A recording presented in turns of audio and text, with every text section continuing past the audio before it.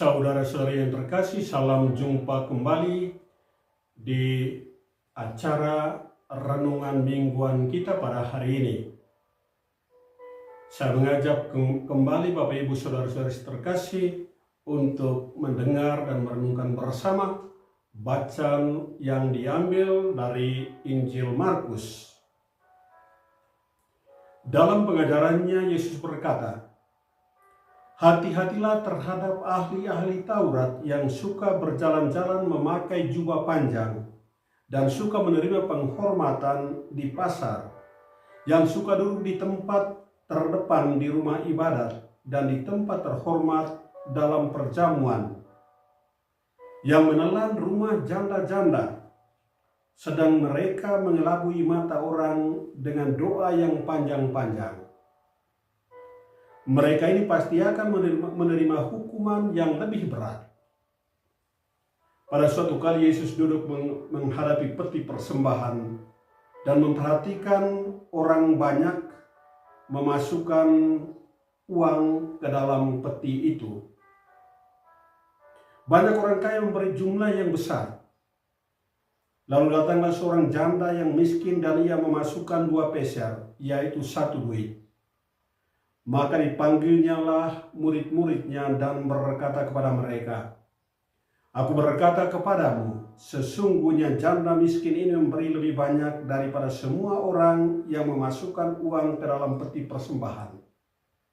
Sebab mereka semua memberi dari kelimpahannya, tetapi janda ini memberi dari kekurangannya, semua yang ada padanya, yaitu seluruh nafkahnya."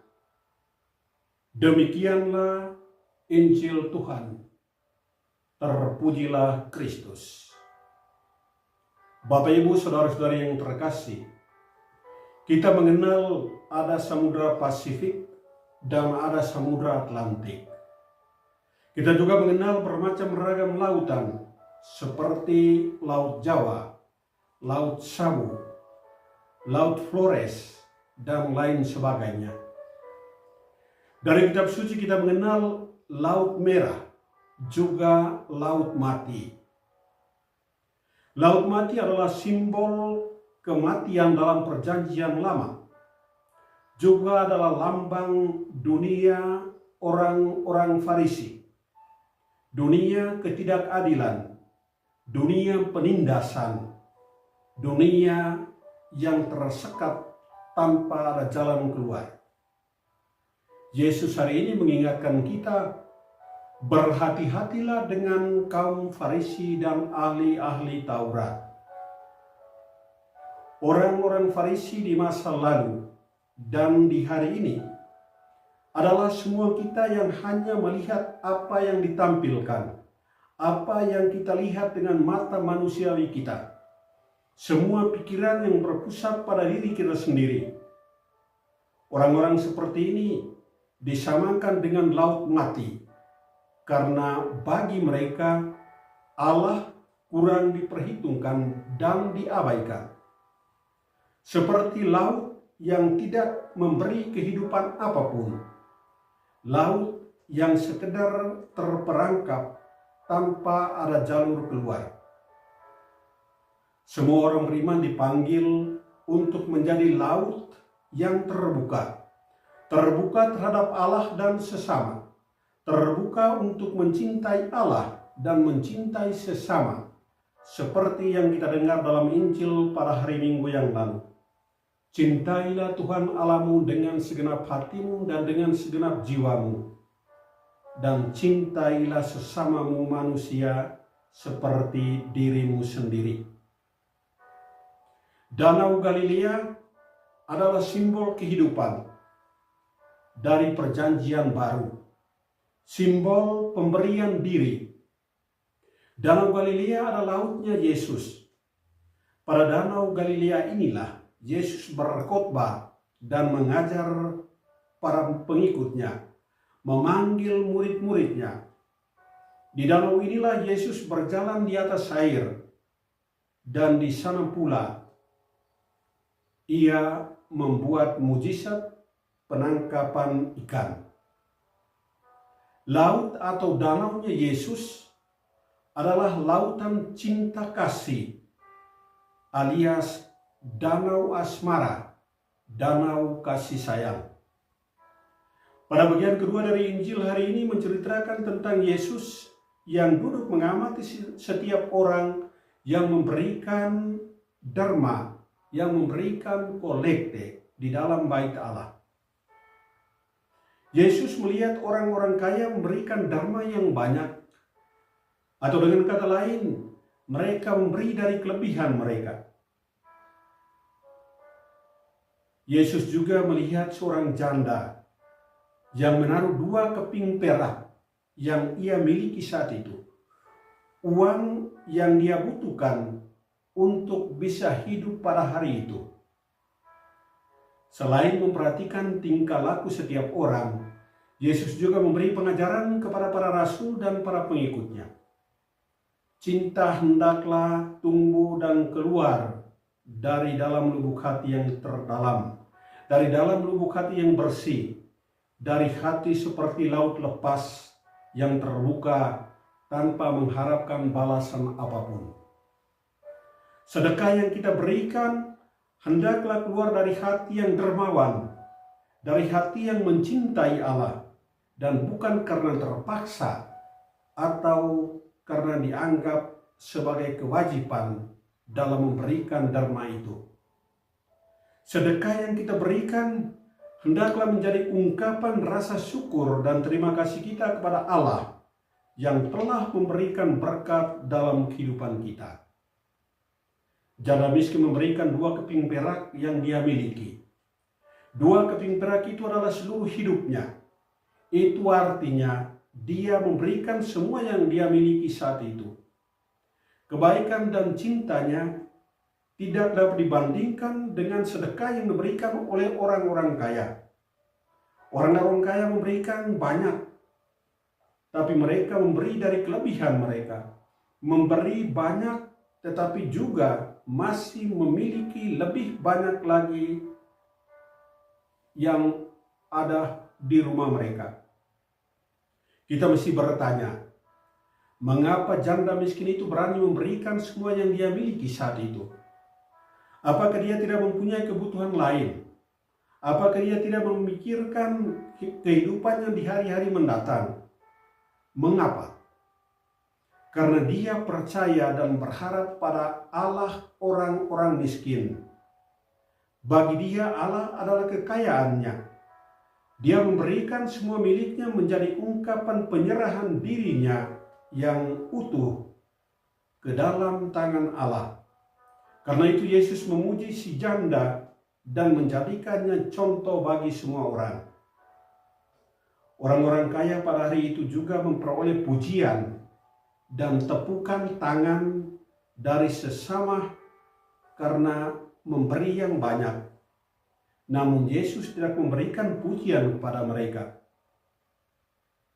Saudara-saudari terkasih, diceritakan bahwa suatu ketika uang lembar $50 bercerita tentang kehidupannya kepada uang logam $1. Dia berkata, saya telah pergi berkali-kali ke tempat pacuan kuda dan ke lapangan golf. Juga pergi ke lapangan bola kaki untuk menikmati pertandingan bergengsi antara klub-klub besar dunia. Juga telah pergi ke restoran yang mahal untuk menikmati makanan yang enak. Saya melewati semua kesempatan itu dengan sangat baik dan senang. Setelah mendengar semua itu dengan rasa jengkel, uang logam $1 berkata, saya tidak pernah pergi kemana-mana, namun tidak pernah absen ke gereja setiap hari Minggu. Dan di sana saya bertemu dengan Tuhan dan sesama, dan disitulah letak kebahagiaan dan kegembiraan saya. Juga diceritakan bahwa suatu hari Minggu, seorang anak bersama ibunya pergi ke gereja untuk menghadiri perayaan Ekaristi Kudus. Dan pada saat kolekte, Si anak itu melihat ibunya menaruh selembar uang kertas sebesar 1.000 rupiah di dalam kotak derma. Ketika mereka kembali ke rumah, sang anak mendengar ibunya mengkritik khotbah sang pastor.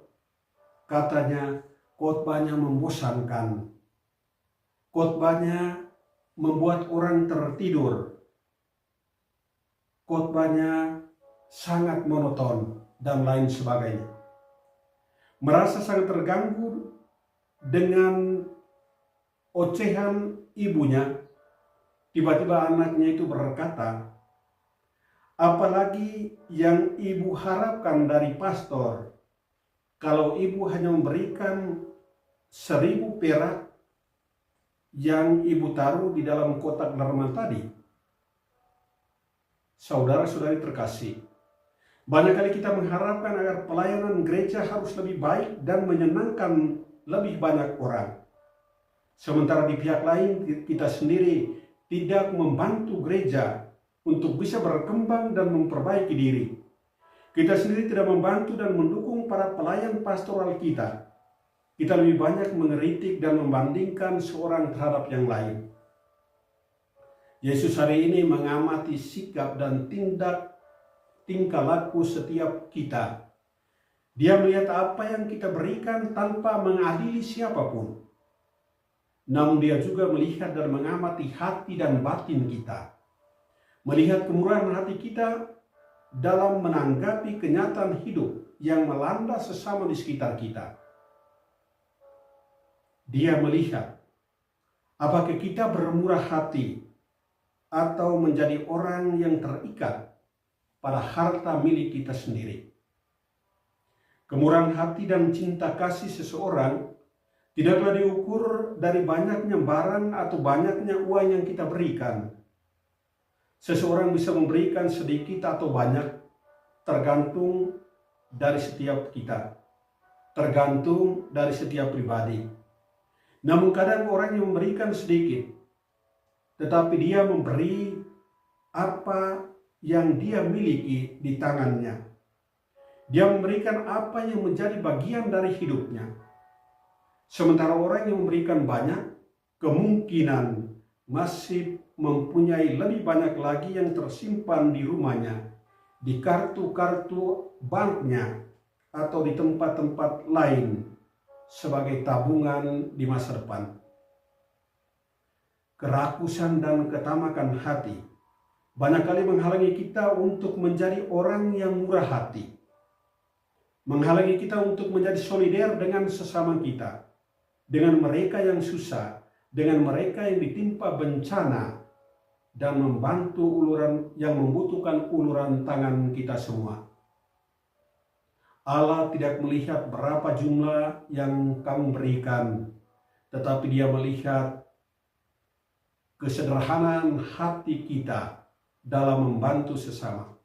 Apakah kita memberi karena merasa berkelebihan atau karena rasa cinta kita kepada mereka? Apakah kita berani mengorbankan milik kita untuk memuaskan kebutuhan orang-orang sederhana, orang-orang miskin, orang-orang yang menderita? Apa yang menjadi kriteria saya saat memberikan derma kepada Allah? Apakah Allah menempati urutan pertama atau urutan terakhir dalam daftar saya? Sebagai orang beriman, kerap kali kita menempatkan Allah pada posisi yang paling terakhir. Allah hanya ditempatkan pada tempat pertama ketika kita ditimpa kesulitan dan kemalangan dalam hidup kita. Kita mencari Allah ketika kita sakit, ketika kita sedang mencari pekerjaan, ketika anak-anak kita sedang dalam persiapan mengikuti ujian akhir sekolah dan lain sebagainya. Allah mencintai kita semua. Allah mencintai Anda. Allah mencintai saya. Allah mencintai kita semua. Allah tidak melihat berapa jumlah yang Anda berikan, tetapi yang dilihat Allah adalah hati yang sederhana, hati yang terbuka untuk memberi apa yang ada pada diri kita. Saudara-saudari terkasih, kedua janda dalam bacaan hari ini menjadi ajaran dan panutan kita, orang-orang beriman, orang-orang yang percaya kepada Allah. Mereka miskin, namun murah hatinya. Mereka walaupun hidup sendirian, namun Tuhan berada bersama mereka. Dan karena itu, dengan penuh syukur mereka memberikan semua yang mereka miliki. Santa Teresia dari Kalkuta berkata, "Jika engkau memberi dari kelebihanmu, itu bukanlah berarti memberi. Berilah sampai engkau merasa sakit. Dengan demikian, pemberianmu menjadi berarti."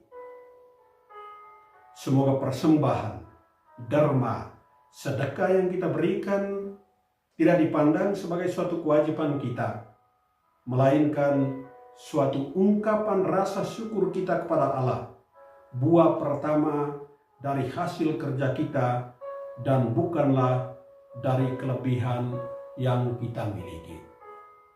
Semoga Allah yang mencintai senantiasa memberkati kita semua, memberkati Bapak, Ibu, Saudara-saudari, dan semua keluargamu. Sampai jumpa pada episode berikutnya.